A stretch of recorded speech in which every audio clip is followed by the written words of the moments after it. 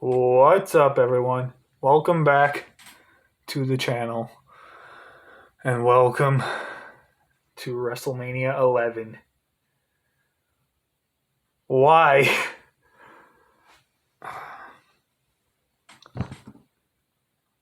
This is probably the worst WrestleMania of all time. This is my second time this year in 2023 watching this show.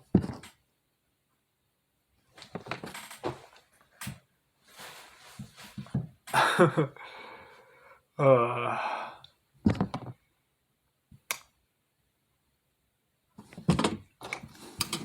got the clipboard as always. Got the pen. Let's get this over with. WrestleMania 11 happened on April 2nd, 1995 at the Hartford Civic Center in Hartford, Connecticut. There were 16,305 people in attendance. And this should be called Celebrity Mania because there's so many celebrities involved, from Lawrence Taylor, which we'll talk about later, Jonathan Taylor Thomas, Pamela Anderson, just so many celebrities here involved on this show. It should be called Celebrity Mania, not WrestleMania. The opening match was the Allied Powers, which are the British Bulldog and Lex Luger, versus the Blue Brothers, Jacob and Eli Blue, who are more notably known as the Harris Twins, or Harris Brothers, something.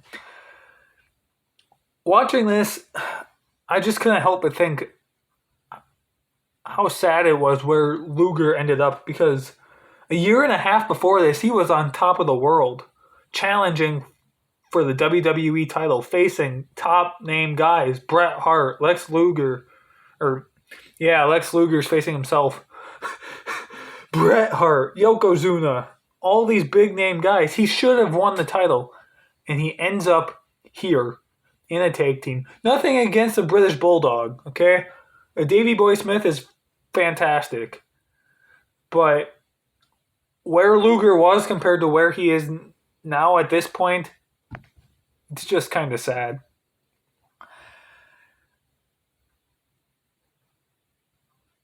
The Blue Brothers have Uncle Zabakia with them, which for those of you that don't know, that haven't watched a lot of older stuff, that's Zeb Coulter, who was with Jack Swagger and Cesaro about 10 years ago. Anyway, yeah. So we started off the match. There was an ugly double power slam. Like, both Bulldog and Luger tried to do a power slam, and it didn't look good at all. There was some frequent double teaming from both sides. Overall, the Blue Brothers, that's how I'm going to refer to them as. I don't know if that's a proper tag team name, but that's how I'm referring to them. Overall, they didn't really look all that good in this match.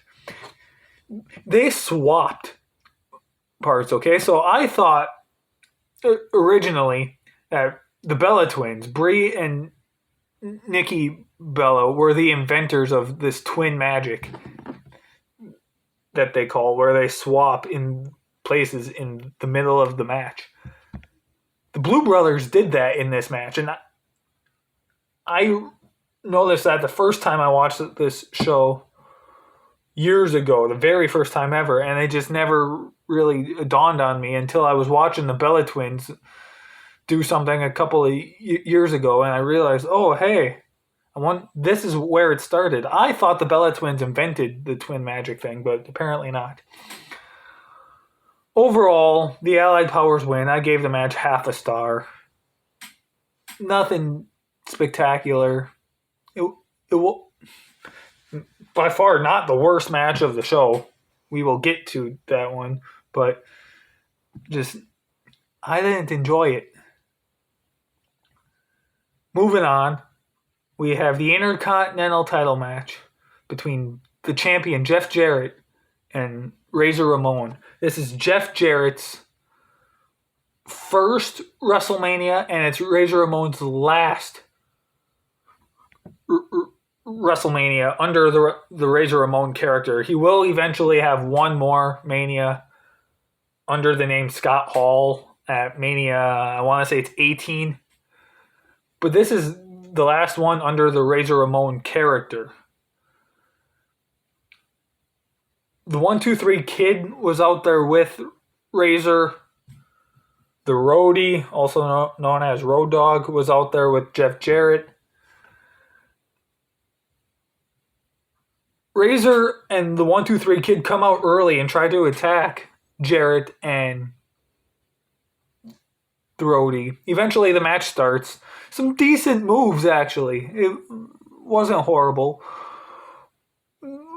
Eventually, 1-2-3 Kid and the Roadie both get involved, and Razor Ramon has Jeff Jarrett up going for a Razor's Edge, and the Roadie comes in, does a chop block to Razor Ramon's leg, gets disqualified, or gets Jeff Jarrett disqualified, causing Razor Ramon to win the match but not win the title.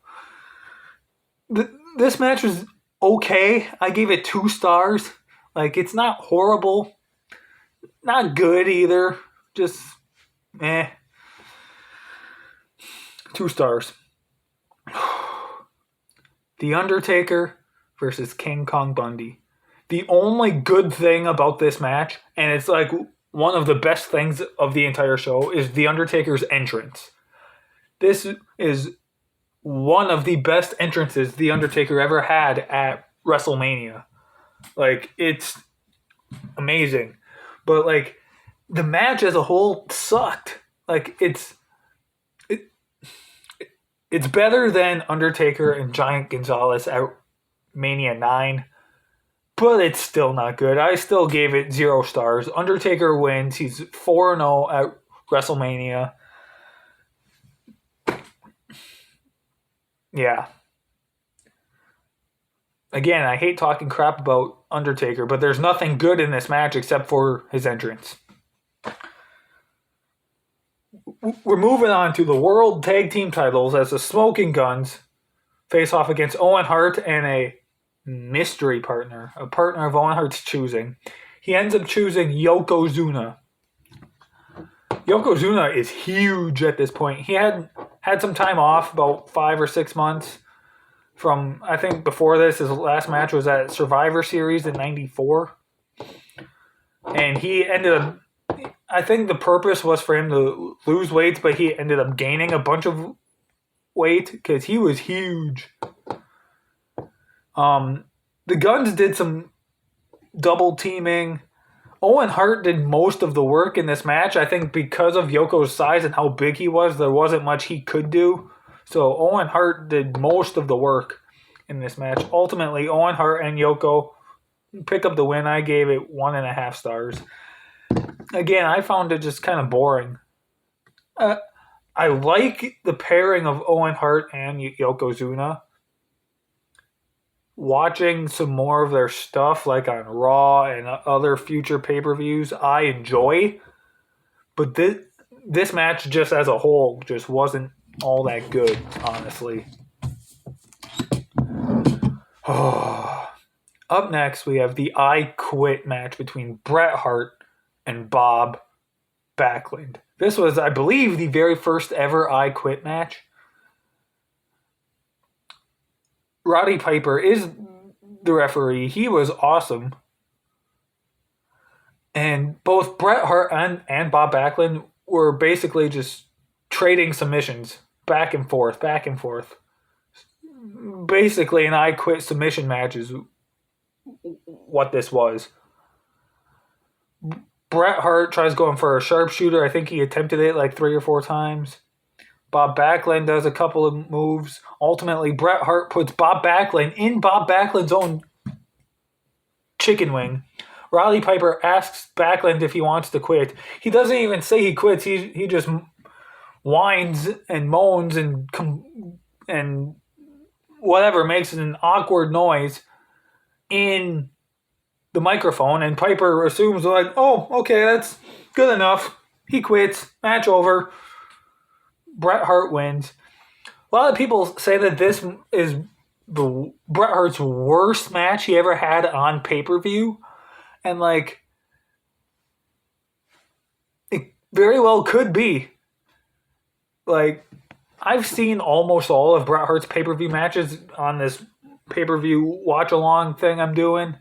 I started January of last year going through watching every pay-per-view match or every pay-per-view in order.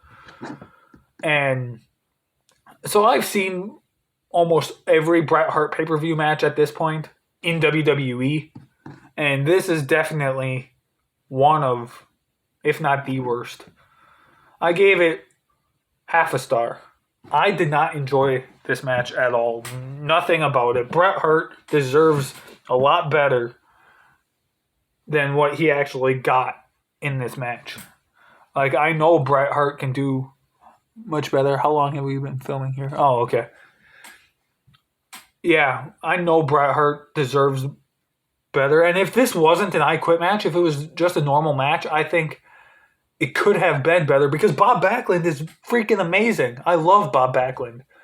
So if it was a normal match with pinfalls and all this stuff, it could have been a lot better. But under the circumstances, it just wasn't that good. And then moving on to the one match that's actually good on this show, the WWE Championship match, Diesel versus Shawn Michaels. Diesel walks in as champion. The match starts fantastic, fast-paced, so much action. Diesel throws Shawn Michaels over the top rope. Shawn Michaels ends up landing on a photographer because the photographer was standing in the wrong spot. Bunch of cool high spots like dives and fighting on the outside and so much going on. Psycho Sid is out there with Shawn Michaels. Psycho Sid exposes the turnbuckle pad. So he's getting involved. At the end of the day, Kevin Nash, Diesel, hits Shawn Michaels with a jackknife powerbomb. Shawn Michaels completely just sells it terribly. A lot of people thought it was a botch. Come to find out, we find out later on that Shawn Michaels actually sold it that way on purpose for some strange reason because he was a dick back in the day. Diesel wins the match. I gave it 3 stars. This was like the only good match on the show. Should have main evented. Still to this day, don't understand why it didn't. But the rant isn't starting yet, so hold on. Yeah, this match, 3 stars. It was good. I loved it. And now the rant is going to start. The main event, Lawrence Taylor from the New York Giants, that Lawrence Taylor, versus Bam Bam Bigelow. Why is this the main event? You have someone who is not a wrestler main event a wrestling show. What's the point of that? A lot of people say they did it to draw money. That's a bunch of BS, okay? Bad Bunny, when he wrestled, did he main event? No. They drew money with him. Johnny Knoxville, when he wrestled, did he main event? No. They drew money with him. Lawrence Taylor did not need the main event for them to draw money. This was stupid. Just outright dumb. This could have opened the show. I'd have been much more okay with that. I'm not against celebrity involvement in wrestling. If a celebrity wants to have a match, that's awesome. But do not have that main event. Especially WrestleMania. They're taking away a spot for those that are actual wrestlers that deserve the main event spot. Why did this main event? I don't get it. The match as a whole isn't a bad match. Lawrence Taylor actually did a couple of decent moves. He looked okay. It's just the part of this actually main eventing is the part that frustrates me and irritates me. Shawn Michaels, okay? Take him, for example. He won the Royal Rumble that year. Before this, he never main evented Mania, and he needed to. He deserved it at this point. No, we ended up having to wait a freaking year later for it to happen, where it could have easily happened here. Frustrating. I hate it. Again, the match as a whole, as an actual match, isn't bad. Lawrence Taylor, his performance was decent, but it's just this didn't deserve the main event. I don't like it that it main evented.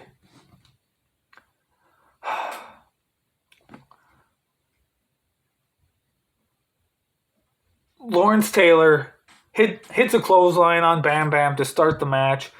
At one point, Bam Bam does a moonsault. He jacks up his knee. Somehow,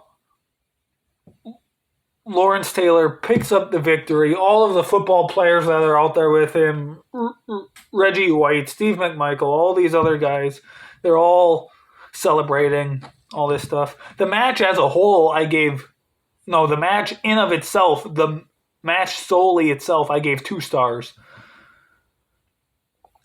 But it just angers me that this is the main event.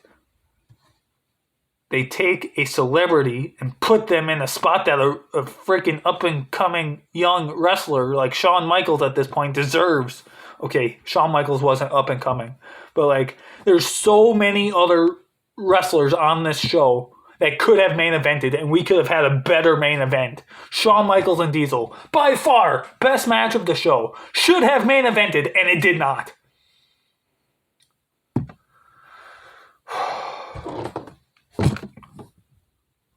Again, nothing against Lawrence Taylor as a human being. He was a phenomenal football player.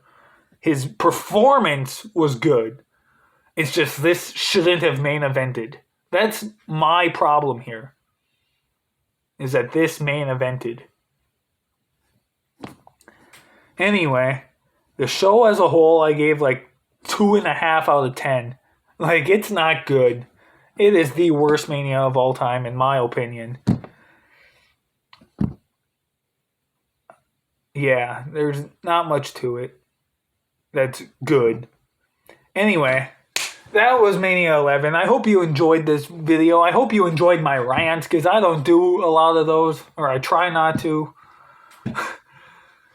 Anyway, up next, you guys have WrestleMania 12. Next week with 24/7. Next time you see me, possibly, will be WrestleMania 13.